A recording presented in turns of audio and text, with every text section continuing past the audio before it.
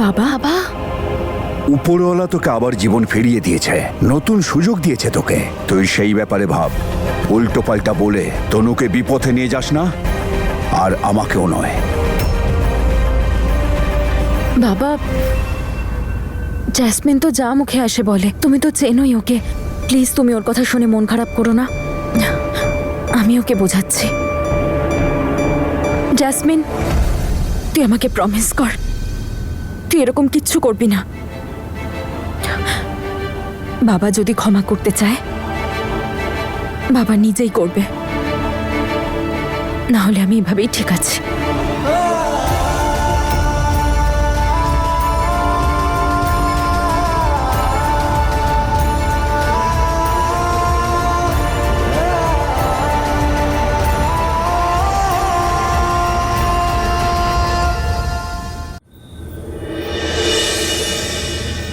মা, এ নাও রুটি।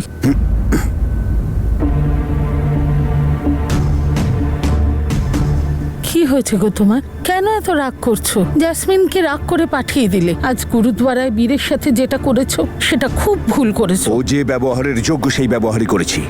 ও কেন বারবার আমার সামনে এসে দাঁড়ায়? ওর ভাগ্য ভালো যে ওর গায়ে আমি হাত দিইনি। আরে ও এমন কি অপরাধ করেছে? ও তো তোর কাছে ক্ষমা চাইছে। অপরাধ তো আমিই করেছি, সবাই শুধু আমার ভুলটাই দেখতে পাচ্ছ। ভাই আরে আমার কথাটা শুনে যা। দাঁড়া,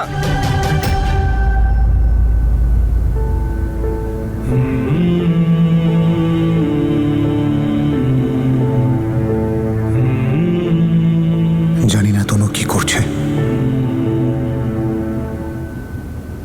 আমি এ বাড়িতে শুনতে চাই না ওর নাম। তোমরা কি ভুলে গেছো যে ও কি করেছে আমার মেয়ে তনুর সঙ্গে? ও আমার মেয়ের জীবনটা নষ্ট করে দিয়েছে। আমার মেয়ে কি না করেছে ওর জন্যে, ওদের বাড়ির জন্যে। কিন্তু ওই বদমাইশ ছেলেটা আমার মেয়েটাকে কষ্ট দিতে ছাড়েনি। এত কষ্ট দিয়েছে আমার মেয়েটাকে, আজও যদি মনে পড়ে আমার রক্ত গরম হয়ে ওঠে। আজ আমি ওকে ছেড়ে দিয়েছি, কিন্তু এরপর যদি কোনোদিন আমার সামনে আসে না ও, তাহলে ওকে আমি এমন শাস্তি দেব সারা জীবন ধরেও মনে রাখবে। ভাই শান্ত হ। তুই কেন নিজের শরীর খারাপ করছিস? ছেড়ে দিন দাদা, ওনাকে কোনো কিছু বুঝিয়ে লাভ নেই, কারণ উনি কিছু বুঝতেই চান না। যা যা ঘটে গেছে না উনি নিজে ভোলেন, না আমাদের ভুলতে দিতে চান। খুব চিন্তা তো তোমার তনুকে নিয়ে। কখনো দেখেছো মেয়েটাকে কেমন ম্লান মুখে ঘুরে বেড়ায় বাড়িতে? এত কিছু ঘটেছে ওর সঙ্গে, তাও ও বীরকে ক্ষমা করে দিয়েছে। তাহলে আমরা কেন ক্ষমা করতে পারবো না? হ্যাঁ, কোথাও না কোথাও বিষয়টা শেষ করতে হবে তো। আর আমাদের এটা ভুললে চলবে না, আমাদের মেয়ে বীরকে ভালোবাসে।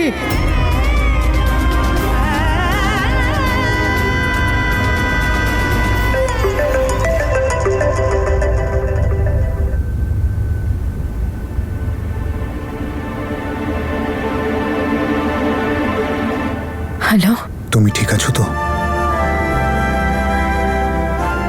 কেউ কি আছে তোমার আশেপাশে? আচ্ছা, বাড়ির পরিবেশ কেমন? ভালো নেই। জানি না এইসব কবে শেষ হবে, আর সবকিছু কবে ঠিক হবে। আবহাওয়া বদলানোর কোনো সম্ভাবনাই দেখতে পাচ্ছি না। তুমি বললে এক্ষুনি সব ঠিক করে দিচ্ছি। কি করে? কিভাবে? আমার মনের পরিবেশ তো তোমার জন্য সবসময় উজ্জ্বল। আমরা যদি দেখা করতে না পারি তাতে কি হয়েছে? চলো স্বপ্নে দেখা করে নি। আর তোমার স্বপ্ন কত দূর নিয়ে যাবে আমাকে?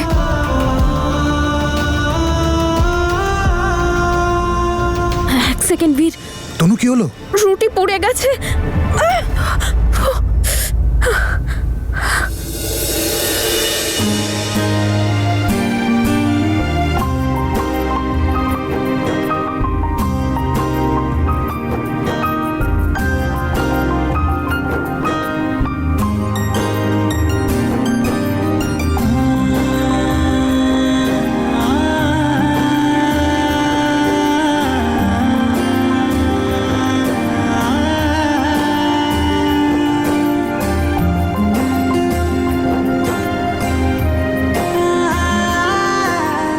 ব্যথা করছে বলো?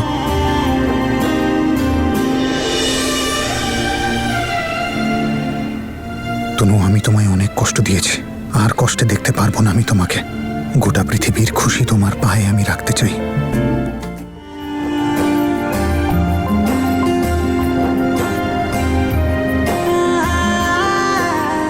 ব্যথা করছে বলো?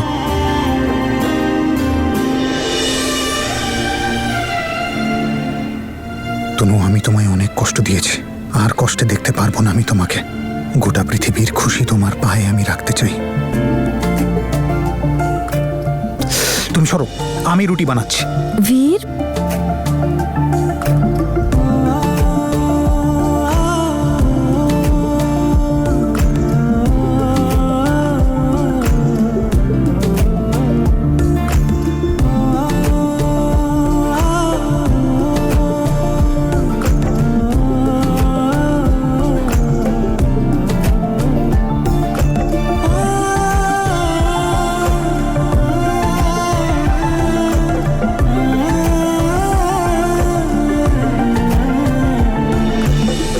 তনু,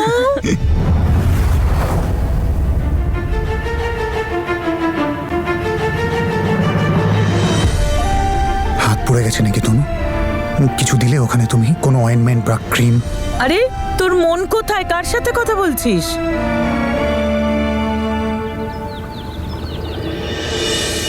দুদিন মাত্র বাকি দোলের। রান্নার লোককে ফোন করা হলো না এখনো, কে জানে পাওয়া যাবে কিনা। কোথায় পালিয়ে যাবে বলুন তো? দিন নাম্বারটা আমাকে দিন, আমি ফোন করছি। নিশ্চয়ই করো, আর ওকে নিজের পছন্দের মিষ্টির কথাও বলে দিও। হ্যাঁ অমৃত, শুনে যা, এখানে আয় বাবা। বাজারে যা আর তোদের দুজনের জন্য নতুন কাপড় নিয়ে আয়। তোমাদের তো প্রথম দোল, তাই না? কি ব্যাপার? কোন জামা কাপড়ের কথা হচ্ছে? আরে দারুণ তো, দোলের প্রস্তুতি শুরু হয়ে গেছে। ঠিক বলেছো তুমি, হোলির সব ব্যবস্থা হয়ে গেছে। তোমাদেরও তো এটা প্রথম দোল, খুব ধুমধাম করে পালন করব। আরে ক্যান্ডি কোথায় সিমরান দিদি? ক্যান্ডি ও দাদুর সাথে বাজারে গেছে, দোল তো তাই রং কিনতে গেছে। ওহো, একবার ক্যান্ডি আসুক, এবার না আমরা পাকা রং দিয়ে খেলবো। বড় বড় সাবান শেষ হয়ে যাবে ঘষতে ঘষতে, কিন্তু কালার উঠবে না। উপরওয়ালার দয়াতে কতদিন পর বাড়িতে এত আনন্দ হচ্ছে। হ্যাঁ ঠাম্মা, তাই মা আমরা না খুব মজা করে দোল সেলিব্রেট করব। বৌদি আর বৌদির ফ্যামিলির সবাইকে বলবো, আর তনু বৌদিকে তো আসতেই হবে। হ্যাঁ, সেটাই তো আমিও চাই। জেসমিন, কি হয়েছে? মন খারাপ করছো কেন?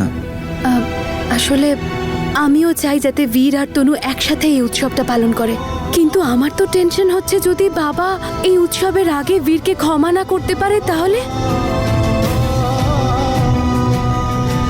বৌমা, হ্যাঁ, মা? বাজার থেকে কিশমিশ, বাদাম আর আখরোট নিয়ে আসবে। আর জেসমিনকেও ফোন করে দাও, অমৃতকে সাথে নিয়ে আসবে। এখানে হোলির উৎসব হবে। কি করে আসবে মাও? প্রথমবার শ্বশুর বাড়িতে দোল। এটা তো ঠিক। আমরা একটা কাজ করি, হোলির রাত্রিরে না ওদের খাবার জন্য নিমন্ত্রণ করি। মা, তোমার ছেলেই রাজি হবে না। দেখলে না কাল রাতে কত বড় কাণ্ড ঘটালেন। আর আমি চাই না উৎসবের দিন বাড়িতে কোনো ঝামেলা হোক।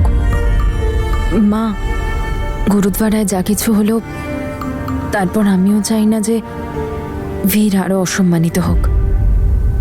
জ্যাসমিনের প্রথম হোলি, তুমি ওদের ফোন করে ডেকে নাও। আমি বীরকে জানিয়ে দেব, ও কিছু একটা বলে বারণ করে দেবে এখানে আসতে। তোমাকেও রং দি? দিয়ে দে, কোন কালারটা? যে কোনো একটা দিলেই হলো। আমার জীবন বড় বেরঙিন।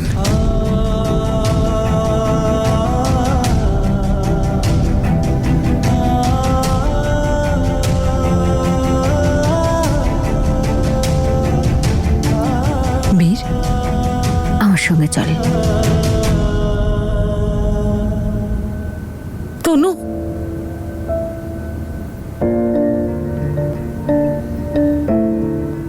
মা আমি জানি তোর মনে কি চলছে, শুধু তোর বাবাই বোঝেন না, কিন্তু আমি তো বুঝি। তোর মা আমি, তুই চিন্তা করিস না, দেখিস সব ঠিক হয়ে যাবে। উপরওয়ালা সব দেখছেন বাবা, তুই ভরসা রাখ, উনি নিশ্চয়ই কিছু করবেন। জানি না মা, উপরওয়ালা তো মুখটাই ফিরিয়ে নিয়েছেন। পাপটাই এমন করেছি আমি। প্রায়শ্চিত্ত তো করেছিস, আর তুই জানিস উপরওয়ালা মা কেন বানান? যাতে তারা নিজের সন্তানদের দুঃখ দূর করতে পারে। আমি বেআই মশাইয়ের সঙ্গে কথা বলবো, তুই চিন্তা করিস না। মা না, না মা, মা না, না। তুমি কথা বলবে না ওনার সাথে। আঙ্কেল এখন আলাদা মেজাজে আছেন।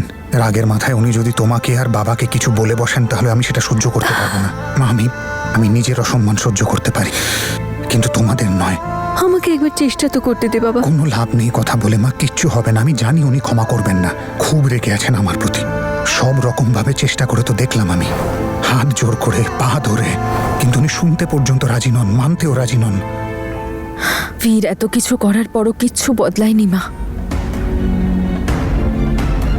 বাবাও নিজের জায়গায় ভুল নয়, আর বীরও ভুল নয়। আর আমার কাছে ওরা দুজনেই ইম্পর্টেন্ট। কিছু বুঝতে পারছি না কি করব। আমি বুঝতেই পারছি না আমি কি করব, কিভাবে করব। মা, তনুকে ছাড়া আমি বাঁচতে পারবো না।